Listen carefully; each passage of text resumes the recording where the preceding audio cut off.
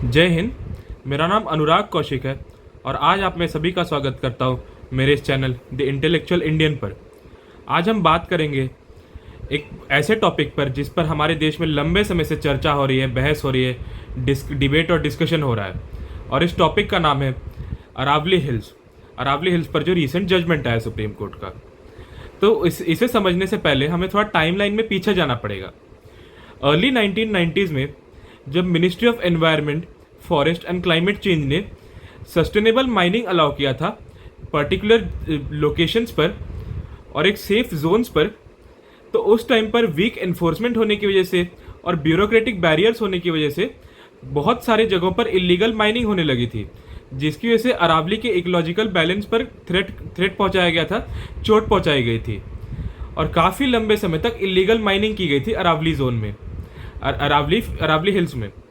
फिर उसके बाद 2009 के सुप्रीम कोर्ट के जजमेंट को समझना ज़रूरी है, जिसमें सुप्रीम कोर्ट ने ब्लैंकेट बैन लगाया था in the Delhi NCR regions of Gurugram, Faridabad, Mewat और हरियाणा के ऐसे प्लेसेस पर, ताकि इलीगल माइनिंग को पूरी तरह से स्टॉप किया जाए। लेकिन अगर हम अरावली के बारे में जाने, अरावली की जोग्राफिक लोकेशन को जाने, तो इसका टोटल लेंथ स्ट्रेच करता है गुजरात के पालनपुर डिस्ट्रिक्ट से लेकर दिल्ली के रिजेस तक, जो कि प्रेसिडेंट राष्ट्रपति भवन के बॉर्डरिंग एरियाज पर फॉरेस्ट एरिया को कवर करता है। तो इतना लंबा है अरावली रेंजेस का जोग्राफिकल डिस्टेंस, और एक काफ़ी जोग्राफिकल इंपॉर्टेंस है इस प्लेस की। फिर उसके बाद हम समझते हैं 2024 में कोर्ट ने बहुत सारे प्रॉब्लम्स फ्लैग आउट किए थे और बहुत सारे कंसर्न्स रेज किए थे, जैसे कि बहुत सारे स्टेट्स ने अलग अलग डेफिनेशंस दिया है अरावली रीजन्स की, जिसके से एक वेल डिफाइंड और कंसिस्टेंट डेफिनेशन नहीं आ पा रहा है। बहुत सारी सेंटर की एक्सपर्ट कमिटीज़ ने अलग अलग डेफिनेशन दिया है, जो कि अगेन एक यूनिफॉर्म डेफिनेशन पर नहीं पहुंच पा रहा है। अगर यूनिफॉर्म डेफिनेशन हमें जानना होगा तो हमें 2010 की फॉरेस्ट सर्वे ऑफ इंडिया की डेफिनेशन पर जाना पड़ेगा, जिसमें फॉरेस्ट सर्वे ऑफ इंडिया ने कहा था कि अरावली रेंजेस वो रीजन है जहां पर जो फुटहिल से हाइट है वो 100 मीटर या उससे ऊंची है, जो स्लोप की इंक्लिनेशन है 3 डिग्री या उससे बड़ी है, और 100 मीटर का फुटहिल बफर कंसीडर किया जाएगा और 500 मीटर का इंटरहिल डिस्टेंस जहां पर कंसीडर किया जाएगा। ये सारे फैक्टर्स जहां पर कंसीडर किए जाएंगे, दैट रीजन्स विल बी और that area will be consider as Aravalli hills.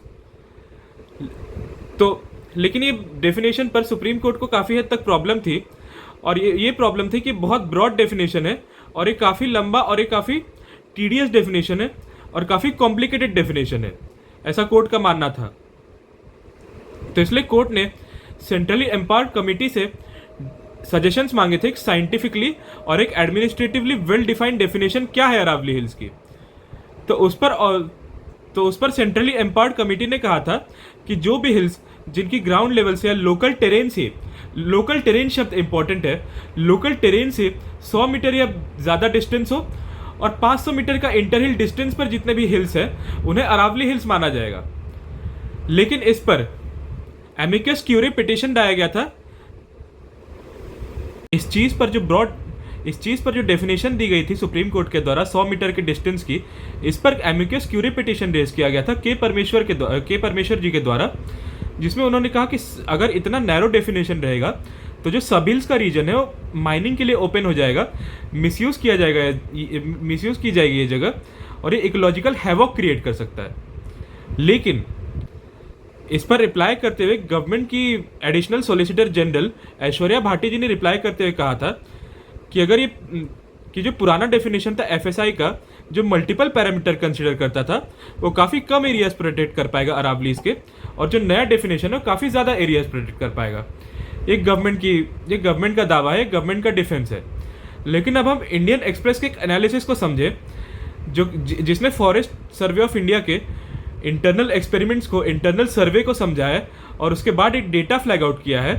तो उसमें क्लियरली कहा गया है कि सिर्फ only 1048 hills are there which are above 100 metre, और द हिल्स और less than 10% of the hills are there which are more than 100 meter. Less than 20 metres तो 1,07,000 ऐसे हिल्स है जो कि 20 मीटर से भी कम है, और 100 मीटर से कम अगर हम परसेंटेज निकाले तो 90% के आसपास आता है। ये इंडियन एक्सप्रेस की स्टडी थी।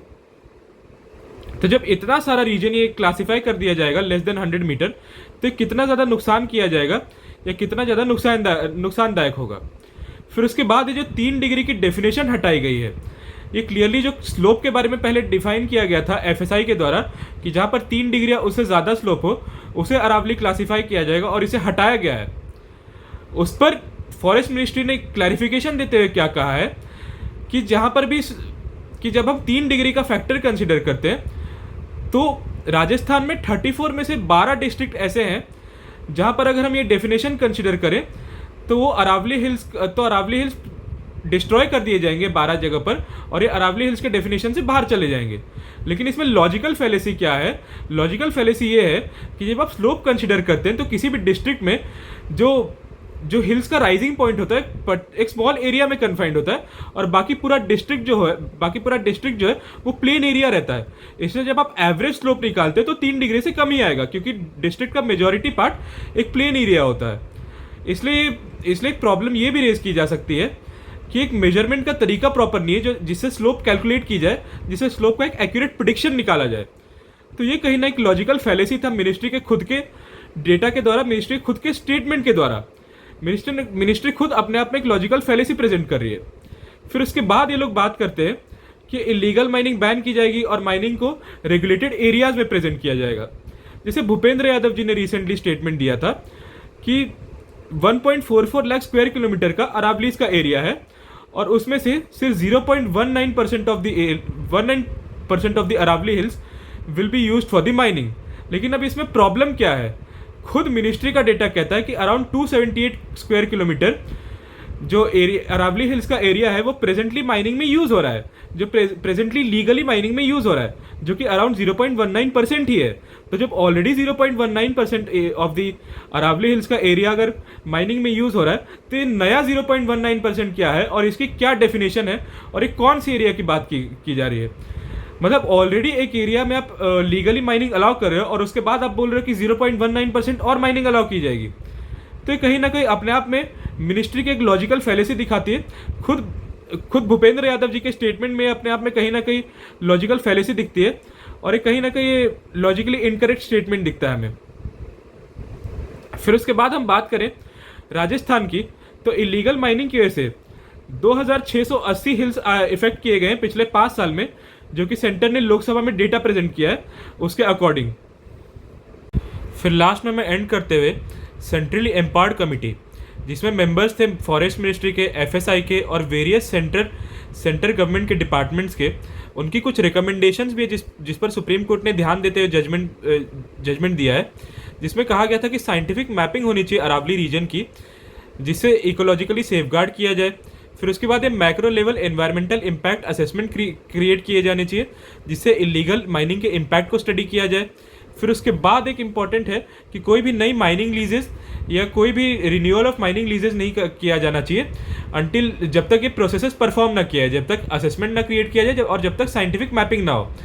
तो इस पर सुप्रीम कोर्ट ने तो इन रिकमेंडेशंस को ध्यान देते हुए सुप्रीम कोर्ट ने अपने जजमेंट में ध्यान दिया है और इन रिकमेंडेशंस को केयर एंड कंसिडरेशन में लिया है। तो ये एक पॉजिटिव चीज़ था जजमेंट का, जो मैं अच्छा मानता हूँ। लेकिन काफ़ी हद तक ये अरावली को डिस्ट्रॉय करने का या काफ़ी हद तक नेगेटिव चीज़ें भी बहुत प्रेजेंट थी, जिस पर ध्यान देना बहुत ज़रूरी है।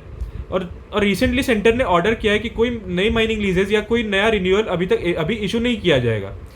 फिर उसके बाद मैं कहूँगा रिसेंटली कोर्ट ने माइनिंग पर बैन लगाया बहुत सारे रीजन्स पर, जो कि प्रोटेक्टेड वाइल्ड लाइफ और हैबिटेट जोन्स है, जो कि वाटर हैबिटेट्स है। जो दिल्ली एनसीआर का रीजन है वहाँ पर माइनिंग कम्प्लीटली बैन किया गया है। तो ये कुछ अच्छे और पॉजिटिव स्टेप्स थे सरकार के द्वारा।